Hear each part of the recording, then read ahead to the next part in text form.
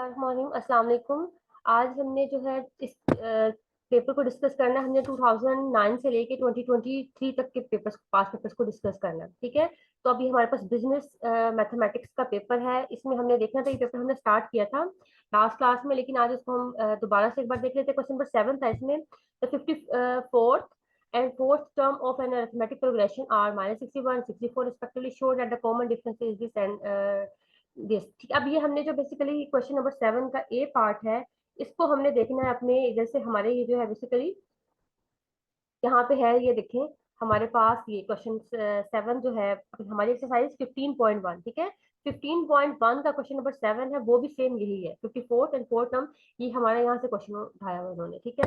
तो सबसे पहले हमने इसमें जो है ये शो डैट करना है इनको। तो हमने लिख लिया 54th टर्म क्या है हमारे पास, a plus 53d is equal to -61। ये अरिथमेटिक प्रोग्रेशन का क्वेश्चन है, मेंशन है। और दूसरा वाला हमारे पास फोर्थ टर्म है, वो भी हमने लिख ली। दोनों को इक्वेशन 1 और 2 कह दिया। यहाँ से हमने जो है दोनों इक्वेशन को सब्ट्रैक्ट करके डी निकाल लिया, difference.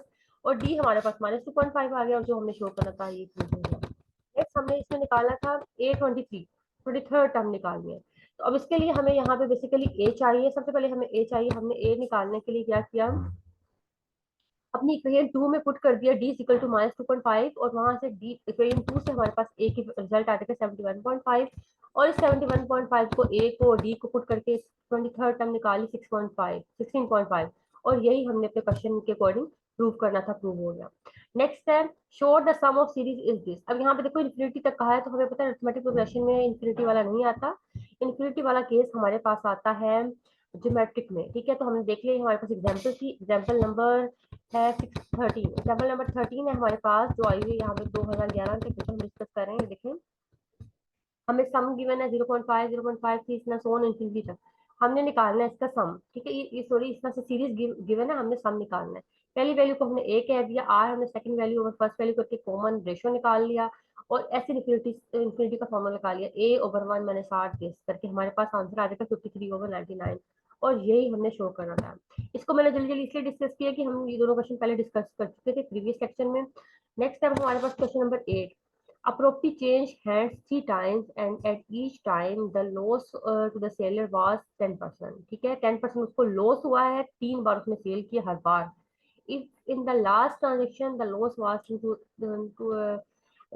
202.50, find out the original value of property। हमने प्रॉपर्टी की ओरिजिनल वैल्यू बतानी है, और उसको हर बार 10% लॉस हुआ और 3 बार उसने इसको चेंज किया है। तो अब इसका जो है सोल्यूशन, ये आपकी बुक से नहीं है, तो इसको मैंने ये देखें सर्च करके रखा हुआ है, यहाँ से हम देख लेते हैं।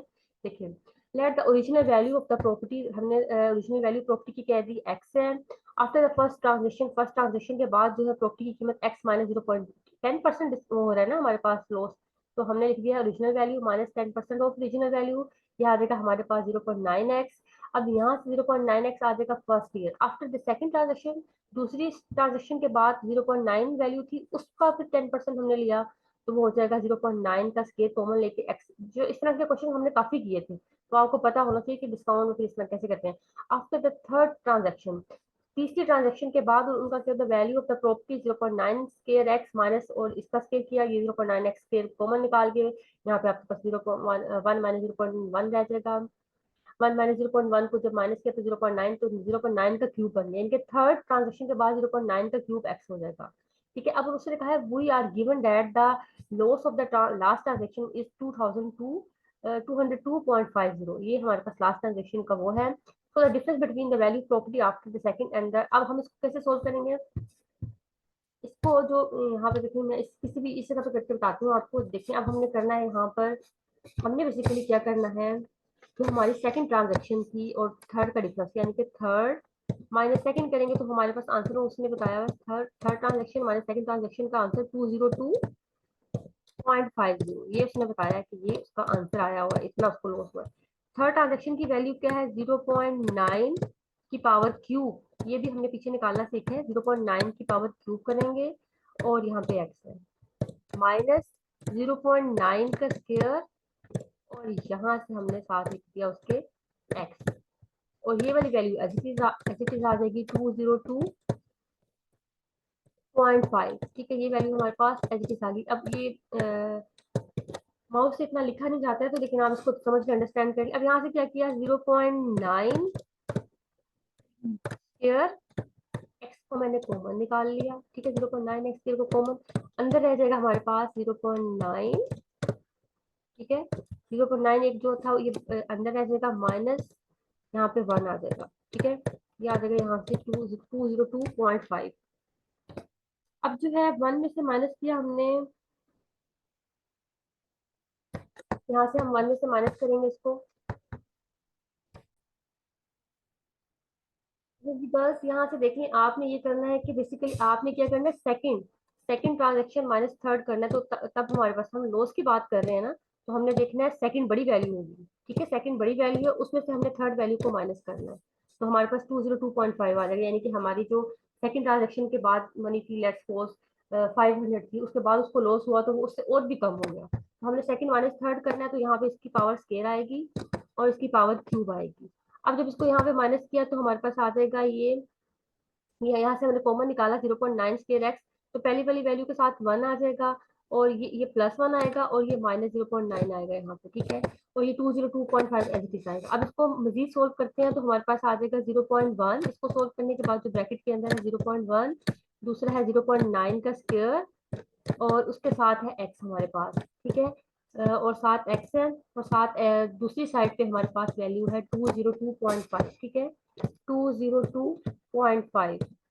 अब मैंने क्या करना है कि इन दोनों को मल्टीप्लाई करके, ये जो हमारे पास ये दोनों टर्म्स, इन दोनों को मल्टीप्लाई किया और यहाँ जाके डिवाइड कर दिया इसके नीचे, तो यहाँ से हमारे पास एक्स की वैल्यू आ जाएगी 25। आपने इसको खुद भी कैलकुलेटर से सोल्व करके देख लेना है कि यही वैल्यू आ रही है या नहीं आ रही, कि मैं तो आपको बस अप्रोक्सीमेटली बता दूँ, आपने इस तरह इसी मेथड को फॉलो करते हुए करना है। तो हमारे पास रिजल्ट ओरिजिनल जो प्रॉपर्टी है उसकी वैल्यू आ जाएगी 2500, ठीक है। सबसे पहले देखिए हमने क्या किया, हमारे पास क्वेश्चन था कि 3 टाइम्स हमारी प्रॉपर्टी जो है ट्रांजेक्शन हुई और लॉस हुआ है, हर बार 10% का लॉस हुआ है, तो हमने देखा फर्स्ट टाइम जो था, यानी कि हमने ओरिजिनल वैल्यू को एक्स कह दिया और उस पर 10% लॉस कह दिया हमने, ओरिजिनल पर 10% लॉस, तो वो हमारा बन गया था 0.9x, ठीक है, ये बन गया था फर्स्ट ट्रांजेक्शन के बाद 0.9x बन गया, सेकंड ट्रांजेक्शन के बाद बन गया था वो 0.9 का स्क्वायर और 7x, थर्ड टाइम वो बन गया हमारे पास 0.9 क्यूब और एक्स, इस तरह से हमारे पास तीनों ट्रांजेक्शन आ गई। अब उन्होंने कहा कि जो डिफरेंस है लास्ट ट्रांजेक्शन का वो था 202, यानी कि लास्ट की दो ट्रांजेक्शन का डिफरेंस लिया, सेकंड माइनस थर्ड किया, थर्ड माइनस सेकंड नहीं करना क्योंकि हमें पता है लॉस से हमारी वैल्यू कम कम हो रही है, इसलिए हमारे पास सेकंड वाली वैल्यू बड़ी होगी, थर्ड वाली वैल्यू उससे भी छोटी होगी, तो हमने सेकंड वैल्यू माइनस थर्ड किया तो हमारे पास डिफरेंस आ जाएगा 202.5। अब इसको जो है यहाँ पे हमने अपनी वैल्यू को सब्स्टिट्यूट किया जो ट्रांजेक्शन की इस तरह से हमारे हमने निकाली थी जनरलाइज फॉर्म में, इनसे हमने 0.9 स्केयर एक्स को कॉमन निकाल के 1 माइनस 0.9 आ जाएगा, और यहाँ से इसको सोल्व करने के बाद इसकी वैल्यू आ रही है 25, ठीक है, तो प्रॉपर्टी की ओरिजिनल प्राइस क्या है 2500। तो यहाँ पे हमारा क्वेश्चन सोल्व हो गया, ये अनसीन क्वेश्चन था, इसको आपने नीट कर लेना है, देखो मैंने आपको सारा वो पैटर्न बता दिया है, आपने इसको नीट कर लेना है। अच्छा जी, अब आता है नेक्स्ट हमारे पास क्वेश्चन है 8 का B part, difference between the simple and compound interest on a certain sum is 31, find the 3 years at 10%, find out the sum. अब ये बिल्कुल सेम आपका क्वेश्चन उस तरह से है कि आपने जो है ना इस तरह के पास्ट पेपर में और भी आया था क्वेश्चन, तो ये आपकी एक्सरसाइज का क्वेश्चन उठाया हुआ उन्होंने, कोई आंसर क्वेश्चन है, देखिए ये वाला क्वेश्चन आपका क्वेश्चन नंबर 7। अब हम इसको देख लेते हैं अपनी यहाँ से एक्सरसाइज में, ये देखें ये है हमारे पास क्वेश्चन नंबर 16.2 का है 7 क्वेश्चन। अब इसमें हम लोगों ने कहा है कि सम फाइंड करना है, हमने सम को कह दिया let the required some is T, time हमारे पास जो है 3 years है, उन्होंने कहा है ना 3 years, और आर हमारे पास 10% है, और सिंपल इंटरेस्ट और कंपाउंड इंटरेस्ट हमने फाइंड करके उनका डिफरेंस वो 31 है। सिंपल इंटरेस्ट निकाला पी आर टी करके, यहाँ पे 0.3 पी आ जाएगा। उसके बाद हमने जो है कंपाउंड इंटरेस्ट निकाला तो पी वन प्लस आर, जो उसका फॉर्मूला होता है कंपाउंड इंटरेस्ट का, वो फॉर्मूला लिख लिया, इससे हमारे पास पी ओरिजिनल था, बाकी सारी वैल्यूज को सब्स्टिट्यूट कर दिया तो हमारे पास रिजल्ट आ जाएगा।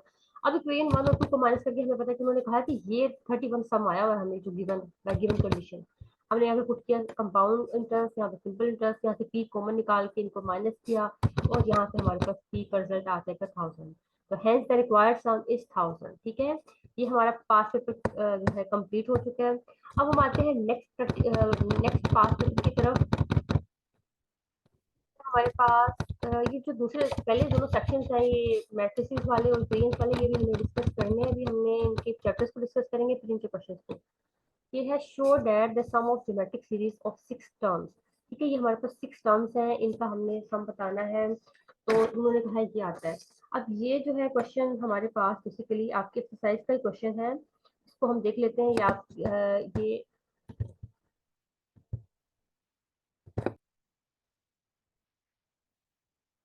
ये आज अब देखना है अपना पास पेपर। इसमें मैंने सारे क्वेश्चंस को पहले ही मतलब सर्च करके रख लिया। अच्छा जी, यहाँ पे showed the sum of geometric series of 6 terms. हमारे पास 6 टर्म्स हैं और उनका हमने ज्योमेट्रिक सीरीज का सम बताना है, ठीक है। तो हम यहाँ पे देखते हैं बारी बारी इसको। बेसिकली ये क्वेश्चन तो सॉरी हमने कर लिया, हमने इससे नेक्स्ट पास पेपर कर रहे थे। ये वाला पास पेपर था हमारे पास, आई थिंक ये था, हाँ। Which term of the sequence 16 8 4 2 so on is the 1/16। हमें ये दिखाना है और हमें पता है कि इसकी टर्म कम हो रही है। 16 था, फिर 8 हुआ, फिर 4। एक इसमें हमें पता चल रहा है कि कॉमन रेशियो सेम होगा। डिफरेंस वाली बात नहीं, इसमें कॉमन रेशियो वाली बात है, तो हम इसको देख लेते हैं। अब ये हमारे पास है बेसिकली क्वेश्चन नंबर ये वाला, देखें। Which term of the sequence, ये हमारे पास है एक्सरसाइज नंबर 15.2 जो है ज्योमेट्रिक सीरीज की। और यहाँ पे हमारे पास क्वेश्चन नंबर 3 का है सेकंड पार्ट। इसका हम सोल्यूशन भी देख लेते हैं, ठीक है। अभी हमारे पास देखें ये है सीरीज और उसका सोल्यूशन हमने शो करना है 1 बाई ये कि अभी सबसे पहले तो हमने देखा ए हमारे पास 16 है, आर 1/2 हो जाएगा। और इसके बाद हमने 1/16 यहाँ पे लिख लिया। ये आ जाएगा हमारे पास 1/16 और यहाँ पे आ जाएगा ए एन, यानी कि हमने कह दिया कि एन एस टर्म को हम 1/16 कह रहे हैं। हमें लास्ट टर्म गिवन है ना, तो हमने यहाँ से इस तरह से, और ए एन का यहाँ पे फॉर्मूला ए की वैल्यू पुट कर दी, आर की पुट कर दी, n-1 जनरलाइज फॉर्म में, और ये इस तरह से करके हमने कर दिया। अब यहाँ से हम सबसे पहले तो निकालते हैं 16 1/2 1/16। यहाँ से इस तरह से सोल्व करने के बाद हमारे पास आ जाएगा इस तरह की फॉर्म में। अब यहाँ से हम इसको 1/2 की फॉर्म में पुट करके n निकाल लेंगे, तो हमने बेसिकली n इक्वल टू 9 आ जाएगा। और हमारे पास 1/16 जो सम है वो 9th टर्म पे आता है, तो हमने यही उनको क्वेश्चन में बताना था, ठीक है। नेक्स्ट हमारे पास देखिए पार्ट है, find the first term of geometric progression whose 6th term and 7th term are 32/9 and 64/27 respectively। अब इस क्वेश्चन को भी, ये भी हमारी सेम इसी एक्सरसाइज का नेक्स्ट क्वेश्चन है। ये देखिए ये वाला क्वेश्चन उन्होंने दिया हुआ है। ये थर्ड का बी दे दिया और ये फोर्थ दे दिया हमें। इसको भी हम देख लेते हैं अपने सोल्यूशन में आकर। हमारे पास गिवन है, हमने ज्योमेट्रिक प्रोग्रेशन इसमें तो मेंशन भी और उसकी सीरीज से साफ पता चल रहा था कि ज्योमेट्रिक प्रोग्रेशन वाली सीरीज है। अब यहाँ सबसे पहले तो हमने लिख लिया कि 6 टर्म हमें गिवन है, 7 टर्म गिवन है, तो हमने 6 से 7 को लिख लिया। ए आर 5 ए आर 6, ये हमारे पास फर्स्ट इक्वेशन। सेकंड इक्वेशन होगी, सेकेंड इक्वेशन को फर्स्ट पे डिवाइड किया तो हमारे पास आंसर आ जाएगा आर का। यहाँ से आर के आंसर किसी भी एक इक्वेशन, पहले इक्वेशन दूसरी इक्वेशन जिससे मर्जी आप पुट कर ले, तो हमने पुट किया इक्वेशन 1 में। हमारे पास यहाँ से आंसर आ जाएगा ए का। अब ए और आर तो हमारे पास आ चुके हैं और हमारे पास hence the first term is 27, ठीक है। हमने क्वेश्चन में उनको यही बताना कि हमारे पास फर्स्ट टर्म क्या है और कॉमन डिफरेंस, ये दोनों चीजें बतानी है। फाइंड द फर्स्ट टर्म कहा है, तो हमें कॉमन डिफरेंस निकालने के बाद, कॉमन रेशियो निकालने के बाद फर्स्ट टर्म का पता चला है, ठीक है। हमारे पास 7 क्वेश्चन के भी दोनों पार्ट होंगे। नेक्स्ट क्वेश्चन है question number 8। A tract of a land is leased in a perpetuity of 500 due to at beginning of each month. If it's worth 13.5% compounded monthly, what is the value of lease? अब यहाँ पे basically हो सकता है कि उस time पे ये परपेचुटी का वो हो सिलेबस में। हमारे सिलेबस में तो ये नहीं है परपेचुटी वाला जो आपकी जो कोर्स आउटलाइन है, लेकिन फिर भी इसको हम देख लेते हैं। हमारी एग्जांपल नंबर 20 है, ठीक है। ये जो अनूनिटी वाला तो हमारा पार्ट था, उसकी जो लास्ट एग्जांपल वो है अट्रैक्ट ऑफ, ठीक है। ये सारा हमने देख लिया। अब इसमें हमारे पास ये जो है वैल्यू, ये आर है और आई हमें पता है कि हमने कंपाउंडेड मंथली करना है, तो जो आई आया उसको हमने 12 से डिवाइड कर दिया। और इन्होंने यहाँ पे कोई ए का फॉर्मूला है एन्युटी का कुछ इस तरह से, A equal to R plus I over I. तो हमने आर का फॉर्मूला रख लिया, आई पुट कर दिया, तो हमारे पास यहाँ पे आंसर आ जाएगा। बिल्कुल आसान क्वेश्चन है ये। बेसिकली हमारी उसमें आई थिंक मेंशन नहीं है, लेकिन आप इसको देख लीजिएगा कि इस तरह से परपेचुटी के क्वेश्चन में जस्ट ये आपने करना है। R plus R over I, R आपको गिवन है, आई आपने कंपाउंड मंथली के अकॉर्डिंग कर लिया, और बस आपने लीज वैल्यू बतानी थी उसको, ठीक है। ये हमारे पास इस तरह से आ जाएगा। इसका फॉर्मूला भी आपके पास नहीं, एक दो पेजेस पीछे जाएंगे तो आपके पास इसका फॉर्मूला भी यहाँ पे होगा। ये देखें, प्रेजेंट वैल्यू ऑफ आर और परपेचुटी, तो जो भी है यहाँ पर इसका एक फॉर्मूला देख लें। तो इस तरह से हमने अपने क्वेश्चन को सोल्व कर लिया, ठीक है। ये है present value of perpetuity due. इसके बाद आता है नेक्स्ट, हम देखते हैं इसके बाद यहाँ पे हमारा जो है पास पेपर कंप्लीट हो गया। आज हम जो लास्ट पास पेपर देखने लगे हैं वो हमारे पास अभी आता है question number 7। The sum of the 10 terms of an arithmetic progression whose first term is 28 and is 1 of 45, find the first term of the common and common difference. First term बतानी है, कॉमन डिफरेंस बताना है, N terms जो 10 terms है उनका सम given है और इस तरह से हमारे पास, इसको हम देख लेते हैं। ये थोड़ा सा यहाँ पे मैंने जो पेज सर्च किया उस पे भी है ये देखें, ये हमारे पास है the sum of 10 term of arithmetic whose first term is 28 is 145, find the first term of the and common difference. अब सबसे पहले तो हमने लिख लिया, हमारे पास ये आता है a प्लस 9d करके 28 आ जाएगा, यानी कि हमने ये लिख लिया अपने पास। जो हमारे पास आंसर था a10 का, ठीक है। a10 में हमें पता है कि उन्होंने कह ये आ जाएगा, जो a10 है वो 28 आ जाएगा। लास्ट टर्म कहा है ना, लास्ट टर्म हमारे पास 10 टर्म्स है टोटल, एंड हमारे पास 10 है, और ये लास्ट टर्म है a10 हमारे पास 28 हो जाएगी, और सम ऑफ 20 टर्म्स का हमारे पास उन्होंने बताया हुआ है 10/2 a plus 28 is equal to 45। हमें पता है ना हमारे इसका फॉर्मूला, इसी तरह से हम इसको निकालते हैं। कैसे देखो, अगर ये लेट्स सपोज अपने आप लिख के बताती हूँ आपको।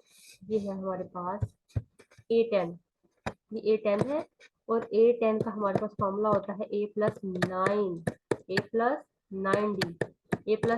डी हमारे पास आ जाएगा 28, ठीक है। इसके बाद हमें नेक्स्ट निकालना है S10 हमें गिवन है 145। तो हम क्या करते हैं, n/2 करते हैं ना फॉर्मूले में, तो हम यहाँ पे कर देंगे 10/2, और यहाँ पे आ जाएगा, आपको पता है आप करते हैं plus A plus A N, ठीक है। आप दो फॉर्मूला यूज करते हैं, तो हम a+an वाला फॉर्मूला यूज कर लेते हैं। ये हमारे पास a10 का हो गया, यस 10 का हो गया, और यहाँ पे इसकी वैल्यू गिवन है 28 और इसकी वैल्यू गिवन है 145, और यहाँ पे ये वाली वैल्यू भी गिवन, इसको भी आप लिखते हैं 28, ठीक है। ये 28 वैल्यू गिवन थी, हमने यहाँ पे लिखी इसकी जगह पे ये 28। अब क्या करना है, जैसे यहाँ पे एक टर्म अननोन है ए, और यहाँ भी जस्ट यहाँ पे दो है, ए भी है और बी भी है। अब हम इसको कैसे सोल्व करेंगे, यहाँ से जो हमारे पास 10/2 है इसको करेंगे 5 बन जाएगा, 5 ओपन करके ये देखिए यहाँ पे पेज पे देखते हैं, थोड़ा सा पेज पे भी गिवन है ये देखिए यहाँ से आ जाएगा 10/2 किया, ये 5 आ जाएगा, 5a प्लस, इसको हमने इस 5 को डिवाइड कर दिया 145 पे, तो 29 बन जाएगा। इस 29 में से 28 को माइनस किया तो हमारे पास एक आंसर आ जाएगा 1, ठीक है। एक आंसर जब 1 आ जाएगा, उसके बाद फिर हमें क्या करना है, यहाँ से फिर हम डी निकाल लेंगे, सोल्व फॉर डी। डी के लिए हमने क्या करना है कि जो किसी भी इक्वेशन में पुट कर देना है, तो ये देखिए हमारे पहली इक्वेशन थी ना, सॉरी फर्स्ट इक्वेशन जो हमने बनाई थी a+9d वाली, ये जो a10 वाली है, यहाँ पे हमने a पुट कर दिया, तो डी की वैल्यू हम आराम से निकाल सकते हैं। डी की वैल्यू हमारे पास सारी फॉर्मूला लिखा हुआ मैंने a10 का, s10 का, और इसके बाद यहाँ से हमारे पास आ जाएगा ए को पुट करके 28, डी की वैल्यू आ जाएगी 3। जब ये हमारे पास डी की वैल्यू भी आ गई है, अब हमने इसमें क्वेश्चन में ए भी बता दिया, कॉमन डिफरेंस भी बता दिया। दोबारा से मैं एक बार आपको क्वेश्चन की स्टेटमेंट पढ़ा दूं। हमारे पास 10 टर्म्स है एंड 10 है, और a10 हमारे पास 28 है, S10 हमारे पास 145 है, तो हमने ए बताना है और डी बताना है। मैंने यहाँ पे a10 आपको लिख के बता दिया, इसका ये फॉर्मूला a+9d28, जैसे कि यहाँ पे लिखा हुआ है। उसके बाद S10 10/2 a+28 is equal to 145, ये हमने ये लिख लिया। यहाँ से ये 5 आ जाएगा, इस 5 को इस पर डिवाइड किया 29 आ जाएगा, 29 में से 28 को माइनस किया तो एक आंसर आ जाएगा।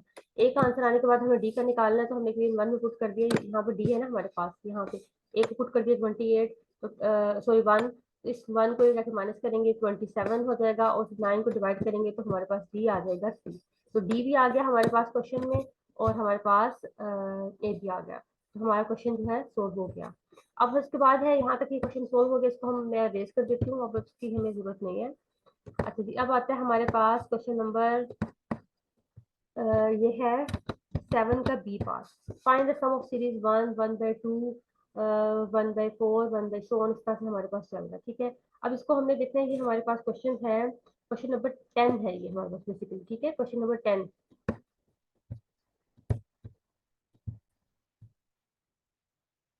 Find the sum of series, हमारे पास ये पता है हमें इन्फिनिटी सीरीज बन रही है। इन्फिनिटी सीरीज हमारे पास आती है बेसिकली ज्योमेट्रिक प्रोग्रेशन वाले क्वेश्चन, अरिथमेटिक प्रोग्रेशन में नहीं आता। तो 15.2 का क्वेश्चन नंबर 10 है हमारे पास, 1 -1/2 1/4 सो ऑन, देखिए यही वैल्यूज है ना हमारे पास, इस तरह से चल रही हैं। अब हमने यहाँ पे जो है इसको बताना है कि इसका बेसिकली सम बताना है हमने, ठीक है, ये 1/2, 1/4, 1/8, 1/16 हमारे पास इंफिनिटी तक जा रहा है, कैन नॉट एक्सीड 2। ठीक है, 2 से एक्सीड वो कह रहे हैं नहीं करेगा। तो अब हमारे पास यहाँ पे देखिए इस तरह से इंफिनिटी वाले सम को हम कैसे करते हैं कि हमने पहली वैल्यू को हम कह देते हैं हमारे पास ए है, आर निकाल लेते हैं और ऐसे इंफिनिटी ए ओवर 1/आर के अकॉर्डिंग फाइंड कर लेते हैं। बेसिकली क्वेश्चन की वैल्यूज तो ऐसे ही है 1/2, 1/4, लेकिन इसको हमने सोल्व ऐसे करना है कि हमने जो है पहली वैल्यू को कह दिया, जो हमारे पास पहली वैल्यू है 1, उसको हमने कह दिया ए, दूसरी वैल्यू 1/2 ओवर 1 करेंगे तो वो आर भी हमारे पास 1/2 बन जाएगा। तो हमने कैसे इसको सोल्व करना है, ए ओवर 1/आर। ठीक है, इसका फॉर्मूला होगा सोल्व करने का ए ओवर 1/आर, ए ओवर 1/आर। अब यहाँ पे ए हमारे पास 1 है, तो आंसर आ जाएगा 1/1 - 1/2। ठीक है, आर हमारे पास 1/2 है ना। इसको मजीद सोल्व करेंगे तो ये हमारे पास बन जाएगा यहाँ पर 1/1/2 को मजीद सोल्व किया तो हमारे पास इसका सम बन जाएगा 2। ठीक है, इस तरह से हमारे पास इस वाली सीरीज का सम आ जाएगा। और ये उन्होंने कहा कैन नॉट एक्सीड 2, 2 से एक्सीड नहीं कर रहा, 2 ही है हमारा जो बेसिकली सम आया वैल्यूज का। तो हमारे पास ये इस तरह से सम आ जाएगा। उन्होंने वैल्यूज भी कहा था 2 से एक्सीड नहीं कर रही, और हमारे पास सम भी जो है तो 2 ही आ रहा है। ठीक है, तो ए ओवर 1 माइनस इंफिनिटी, आपके इंफिनिटी का प्यार था, ए ओवर 1/r के थ्रू आपने ये ए कह दिया, सेकंड टर्म और फर्स्ट टर्म करके आपके पास आर आ जाएगा, ए ओवर 1/r के थ्रू आपके पास सम ऑफ सीरीज आ जाएगा 2 आंसर। ठीक है, ये भी आपकी बुक में सोल्व नहीं है तो इसको भी आपने कर लेना है नीट से। क्वेश्चन नंबर 8 है, ये भी आपकी बुक में सोल्व नहीं है। Find out the effective rate of interest equivalent to the nominal rate of at 8% per annum compounded quarterly. अब ये आपकी बुक में सोल्व नहीं है तो इसको भी आपने अच्छी तरीके से सोल्व कर लेना। देखो यहाँ पे मैंने देखा तो हमें what is the effective rate of equivalent nominal rate 6% compounded quarterly. ठीक है, ये इस तरह से हमने अपना क्वेश्चन करना है। ये देखिए हमें उन्होंने जो क्वेश्चन में कहा हुआ है कंपाउंडेड क्वार्टरली कहा है ना, तो हमें क्वार्टरली के अकॉर्डिंग करना है। और 8% हमने कहा है, और हमने बताना effective rate of interest which is equivalent to nominal rate. ठीक है, तो यहाँ पे हमारे पास जो है 6% के अकॉर्डिंग गिवन है। तो हमने जो है करना है इसको, बेसिकली हमारे पास जो इफेक्टिव रेट है सेकंड वाले पार्ट की तरह से हम इसको करेंगे। हम यहाँ पे निकाल रहे हैं रेट इक्वल टू 1 + 0.08 आ जाएगा हमारे क्वेश्चन में। यहाँ पे 6% है, लेकिन हमारे क्वेश्चन में 8% है, तो यहाँ पे 0.08 आ जाएगा। ठीक है, अब क्वार्टरली के लिए हमारे पास 4 ही आएगा, यहाँ पे भी 4 आ जाएगा, -1 किया तो ये हमारे पास आंसर आ जाएगा। ठीक है, आपने बिल्कुल इसी फॉर्मूले को फॉलो करते हुए आपने कर लेना है। ठीक है, हमारे बस यहाँ पे 8 आना है, 6 की जगह पे 8 आना है, बाकी सारा सेम है यही प्रोसीजर।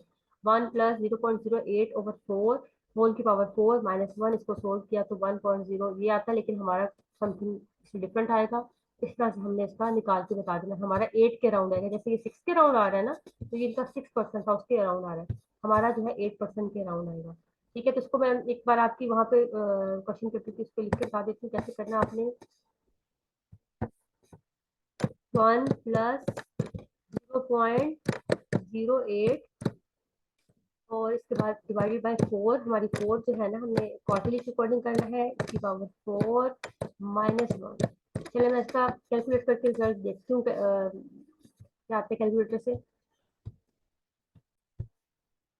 इसको सोल्व किया तो आंसर हमारा आता है 0.0824। ठीक है, इस तरह से हमारा आंसर आ जाएगा। तो आप देखिए अप्रोक्सीमेटली हमारा जो है नॉमिनल और जो है इफेक्टिव रेट ऑफ इंटरेस्ट दोनों बराबर आएगी। हम इफेक्टिव रेट ऑफ इंटरेस्ट निकाल रहे थे और नॉमिनल हमें 8% गिवन था।